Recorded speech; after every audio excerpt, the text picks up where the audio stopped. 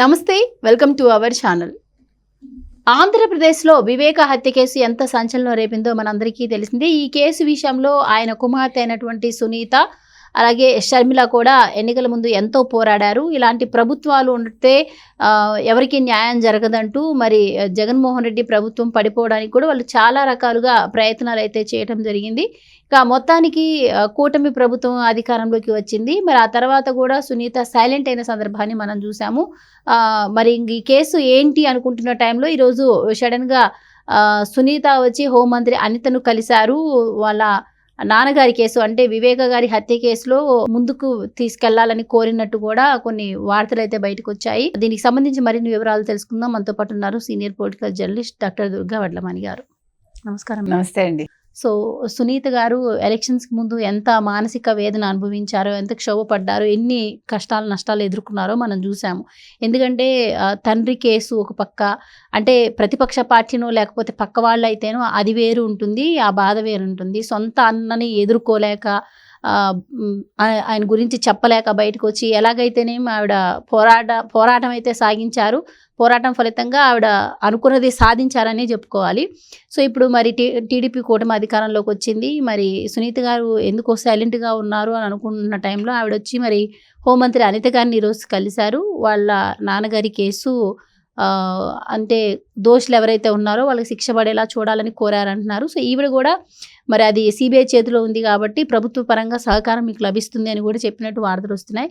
So ఇదే కానీ move అయితే కేసు, ఇంకా ఈ కేసులో ఎవరెవరు జైలుకి వెళ్ళే అవకాశం ఉంటుంది, ఎవరెవరి పేర్లు బయటికి రావచ్చు అంటారు. ఇంకా ఆంధ్రప్రదేశ్ రాజకీయాలను మొత్తం ఈ కేసు షేక్ చేసే అవకాశం ఏమైనా ఉంటుందంటారా?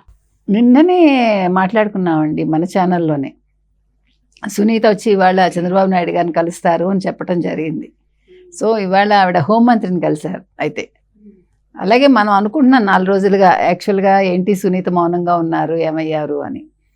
ఆవిడంటే సమయం కోసం వేచి చూసారేమో. ఇప్పుడు కొత్త ప్రభుత్వం వచ్చింది, కొంచెం వాళ్ళు కూడా ఊపిరి తీసుకోవాలి కదండి. అందులో పరిస్థితులు ఏమీ సరిగా లేవు కదా, ఒకటి కూడా సజావుగా లేదు. సో అందుకోసం ఆవిడ టైం ఇచ్చి ఉండొచ్చు. ఇవాళ వచ్చి కలిశారు.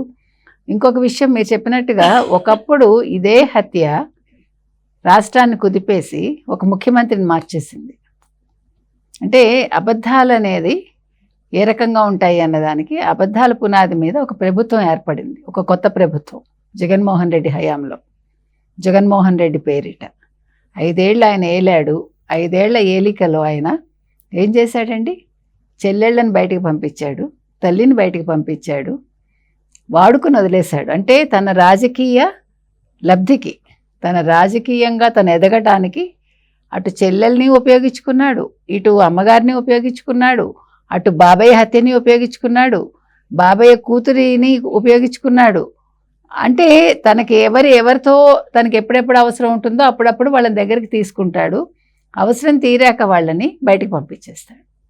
సో ఇవాళ మీరు చూసారంటే ఇదే జగన్మోహన్ రెడ్డి మధ్యలో చెల్లెల గురించి ఎంత అవాకులు చవాకులు మాట్లాడాడు, తన చుట్టూ ఉండే మంత్రుల చేత ఎట్లా మాట్లాడించాడు, సునీతను ఎంత అవమానకరంగా మాట్లాడించాడు, షర్మిలను ఎంత అవమానకరంగా మాట్లాడించాడు మనకు తెలుసు. బాబాయ్ హత్య గురించి ఏ రోజు నోరు విప్పకుండా దాన్ని కూడా చంద్రబాబు నాయుడు మీద వేయడానికి ప్రయత్నించి అది విఫలమయ్యాక ఎన్ని రకాలుగా కుట్రలు చేశారు ఆ రోజు అధికారంలో ఉన్న ప్రభుత్వం మనకు తెలుసు. మరోపక్క ఇవాళ అంటాడు మా అమ్మే నన్ను నమ్మడం లేదు అని ఒక సింపతి కార్డు ఇవాళ వేస్తున్నాడు. మీరు చూసారంటే జగన్మోహన్ రెడ్డి, మీరు అబ్జర్వ్ చేస్తే కనుక అయితే ఈ ఆడవాళ్ళని ఎప్పుడూ కూడా అడ్డు పెట్టుకుంటాడు ఆయన. ఆయన సానుభూతి పొందడానికి అమ్మ అక్క చెల్లెళ్ళు ఎప్పుడూ ఆయనకు పనికొస్తారు, గుర్తుపెట్టుకోండి. భారతీరెడ్డి ప్రస్తావన ఎప్పుడైనా తెస్తాడా? తేడు. ఎందుకంటే ఎప్పుడూ కూడా స్థానం అనేది తల్లికి లేదు తోడబుట్టిన వాళ్ళకే ఎక్కువగా ఉంటుంది సంఘంలో. అంటే ఒక సింపతి గెయిన్ చేయాలంటే కుటుంబంలో భార్య కంటే కూడా తల్లి స్థానం ఎప్పుడూ గొప్పదే కదా, తల్లికుండే విలువ వేరు. సో ఆ తల్లిని అడ్డం పెట్టుకుని ఎప్పుడు రాజకీయాలు ఆడతాడు.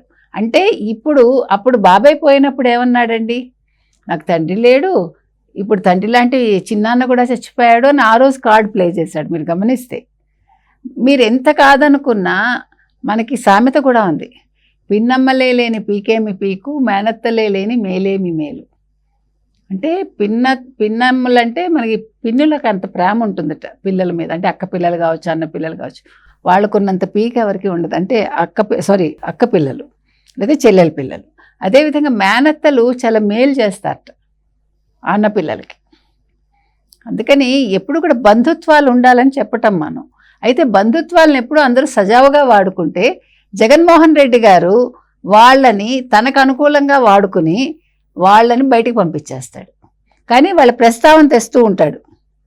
ఇప్పుడు చూడండి, ఇవాళ అవసరం అతనికి మొహం దీనంగా పెట్టి మాట్లాడాడు అనుకోండి, మనుషులు కరిగిపోతారు కదా. సో ఇవాళ సునీత వచ్చి హోంమంత్రి గారిని కలిసింది, అనిత గారిని కలిసి మా నాన్నగారికి ఇలా అన్యాయం జరిగింది ఆవిడకి తెలుసు, అయినా చెప్పాల్సిన బాధ్యత ఆవిడకు ఉంది కదా.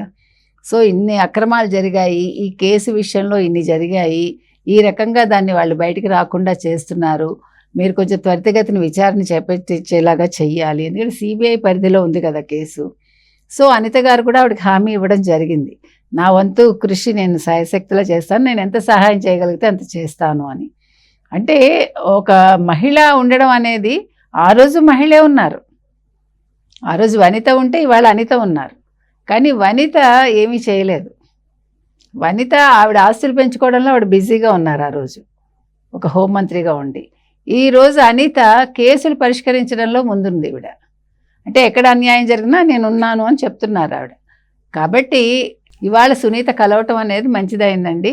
సో అంటే మీరు చెప్పినట్టుగా ఈ కేసు కనుక త్వరితగతిని తేలితే చాలామందికి శిక్ష పడుతుంది. అవినాష్ రెడ్డి ఉన్నాడు, అందులో చాలామంది ఉన్నారు. సో ఎవరెవరి రాజకీయ భవిష్యత్తు ఏమవుతుంది అనేది ఈ కేసు విచారణ వల్ల మనకు తేటతెల్లం అవుతుంది.